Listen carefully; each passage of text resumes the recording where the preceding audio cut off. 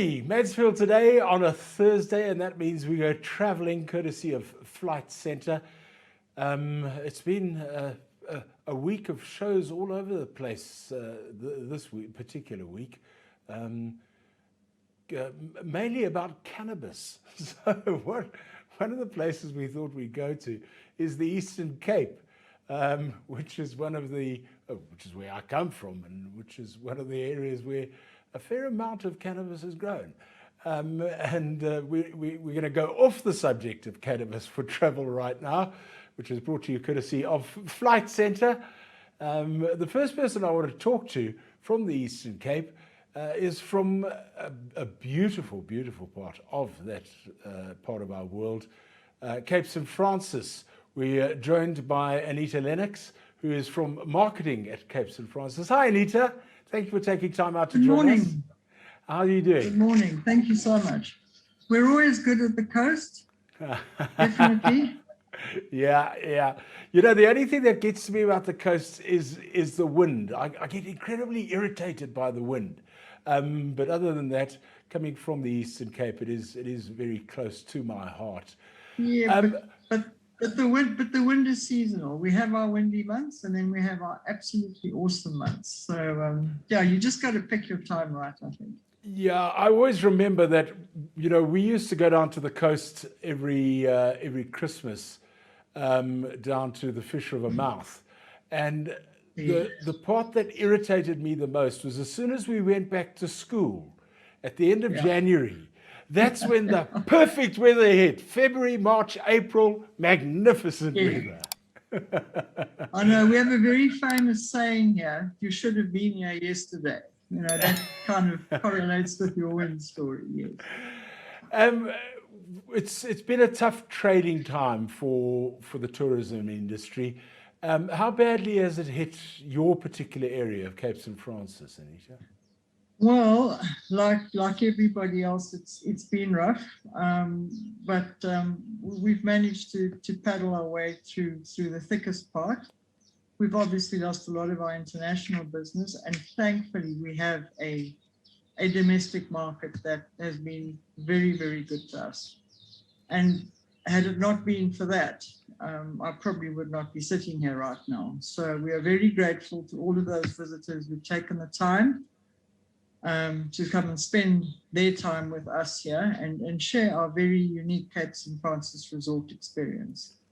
Well, talk to me about that Cape St. Francis unique experience, because there are a lot of people who have just heard about Cape St. Francis but don't actually know what is on offer in that part of the Eastern Cape and the various things that you can do and the different aspects of the whole Cape St. Francis area, because it's a fascinating part of South Africa.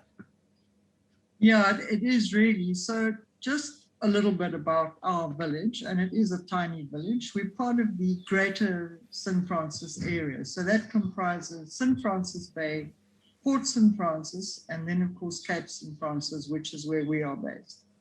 Our natural surroundings are a huge attraction, and so is our beach. In fact, I think it was 6 or 7 weeks ago, one of our travel magazines voted on the best beaches of every province, and Cape St. Francis Beach came out the tops in the Eastern Cape. So that just kind of confirms what we already know here. So yeah, the villages are very different. St. Francis Bay is famous for its thatched roofs and its system of canals. We are on the second most southerly tip of Africa. So we have, on the one side of the bay, you have a beautiful stretch of beach. And then on the other side, you have what we call the wild side. And it truly is. It's rocky, it's big waves, but beautiful pools, lovely walks. So outdoor stuff is really what we're very good at here. So hiking, biking, surfing is huge. Seal Point is our break. We're very close to Jeffreys Bay. So if you come down the side, you can also do Super Tubes, which is J Bay side. And then we've got 2 magnificent golf courses here, St. Francis Links, that we partner with regularly in terms of golf. They are currently rated number 5 in South Africa. The other the other course is in the bay, St. Francis Bay, also 18 holes, great course. So that's just a little bit on the golf side. Canal and river cruises, we offer those in conjunction with lots and lots of other activities. And then you've got the harbour. Port St. Francis is very unique in the sense that it is the only working residential harbour in South Africa. And we are world famous for the quality of our calamari. So generally speaking, we are referred to as the calamari capital of South Africa. So a little bit off the wall activity is a calamari tasting, very unique. I don't know anybody else who offers that. So that's done down at the harbour, and you really get the feel of the port, as it were. So yeah, we like to do outdoor stuff, kayaking. The canals are absolutely incredible to explore, very safe to swim. There's a blue flag beach on the canals. Cape St. Francis is a pilot blue flag beach, you know. So we're kind of working towards that. But yes, we're a very small community, but a very busy one. There's lots of running clubs, squash courts, we've got those, we've got tennis courts. There's really something for everybody. I think what a lot of people don't realize is that because of the positioning of your particular area, it is incredibly, you get a lot of outdoor enthusiasts arriving there because there are so many various activities to do in the greater Cape St. Francis area. Yeah. And you know, not just Greater St. Francis, we are literally a trip and a putt away from the Blowcrans Bungee. That's an hour. We've got the lovely Potensi Valley and the very unique Bobbejans Cliff. That's just an hour away. So everything is very reachable. And we're a great base where you can actually just come, chill down, stay a couple of days, unpack the suitcase, do the laundry, and then just, you know, filter out on a day trip basis.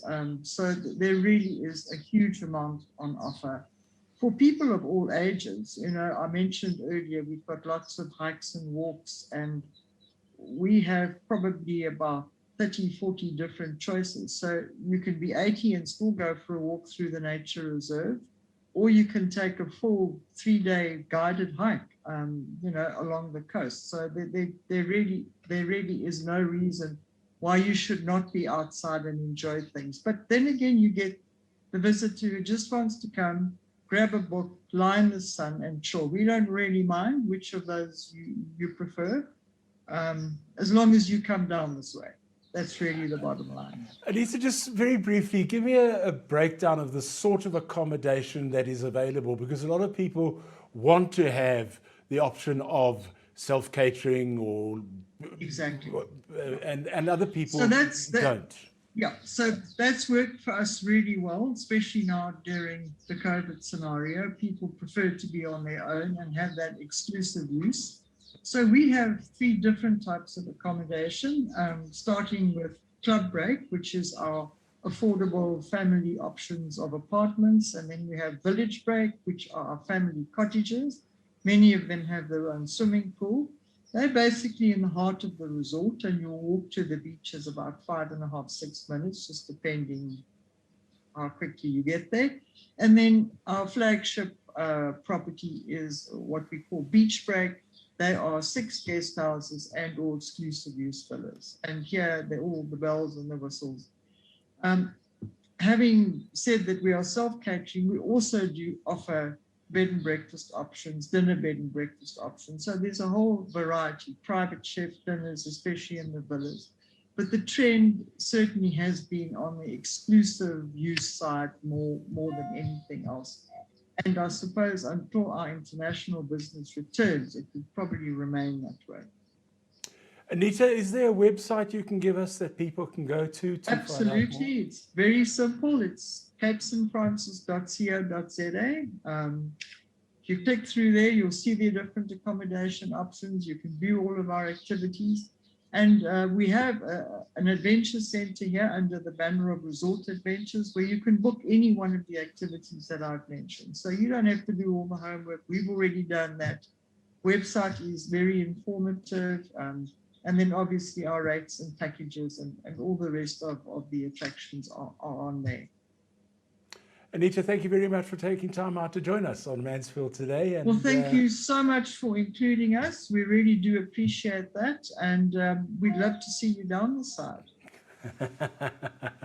I don't know when last I was at Capes and Francis. I think it was years ago. So it needs a revisit. Overdue. Yeah, absolutely. Yes, exactly. All right. Exactly. Anita Lennox from Marketing Cape St. Francis.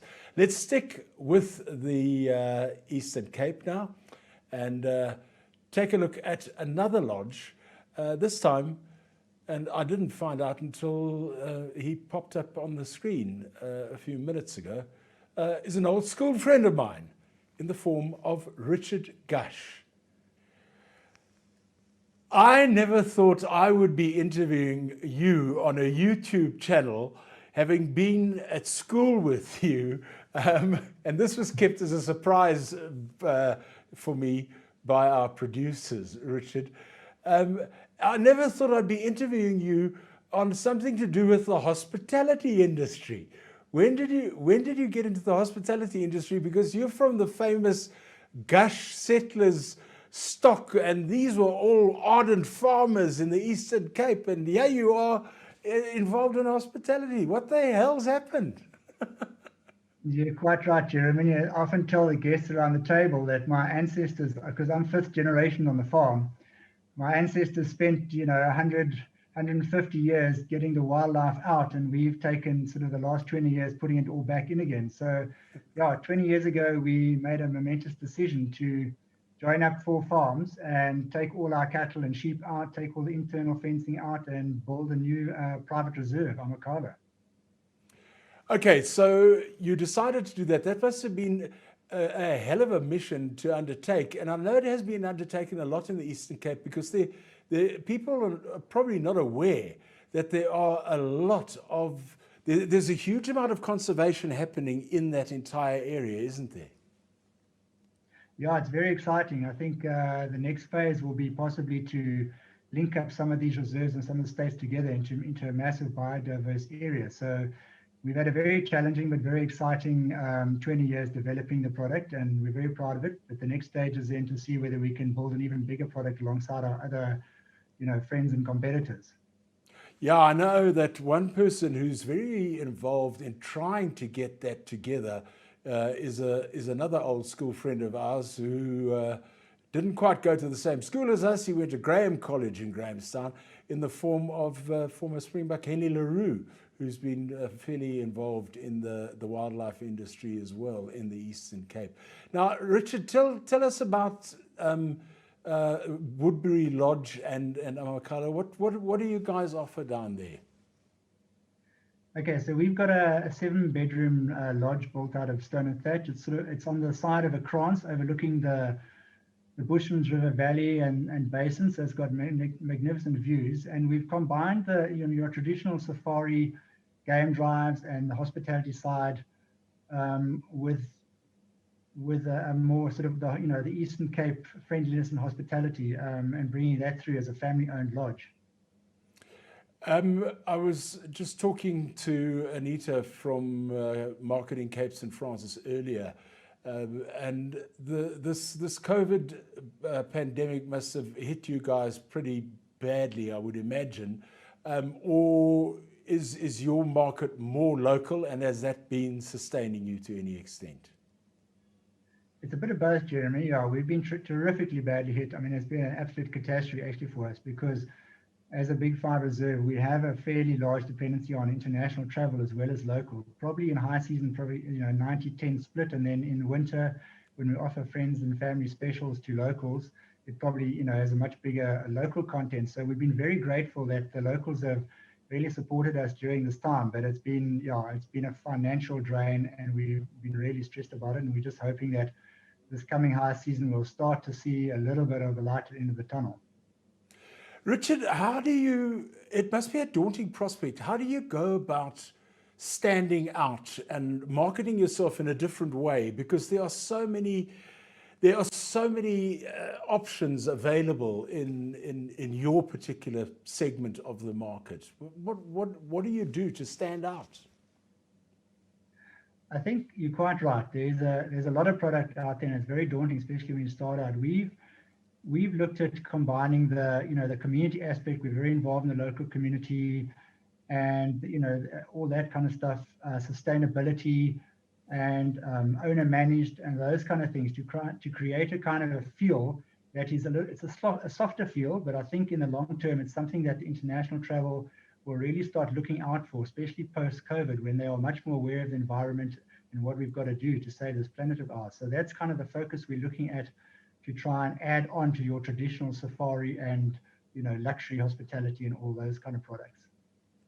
Just before COVID lockdown 5 started, that was that was the last time I actually went down to the Eastern Cape. And I was absolutely blown away when our plane arrived at Port Elizabeth by the amount of people, foreigners, who were on the plane to PE. I'd never seen that volume of foreign traveller moving into the Eastern Cape, and also seeing all of the signs up as you walk out of the airport at Port Elizabeth, as you walk out of arrivals, with all of the signs up to various places around there. Is the Eastern Cape now starting to become more of or hopefully will become more of a tourist destination other than just a farming area?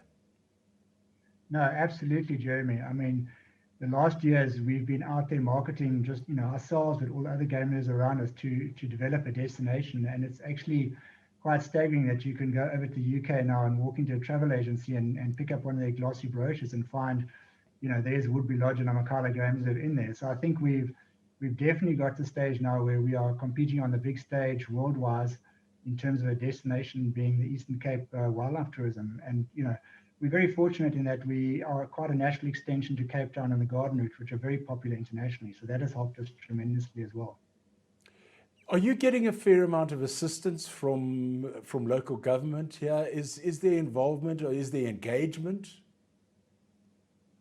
A little bit. Unfortunately, not really. We do, of course, belong to various associations and engage with local authorities, but on the financial side, very little, unfortunately. Richard, finally, have you got a website you can give us that people can go to if they wanted to find out more about Amakhala and also Woodbury Lodge? Yes, definitely. It's just www.woodburylodge.co.za and also www.amakhala.co.za. And that's AMAKHALA.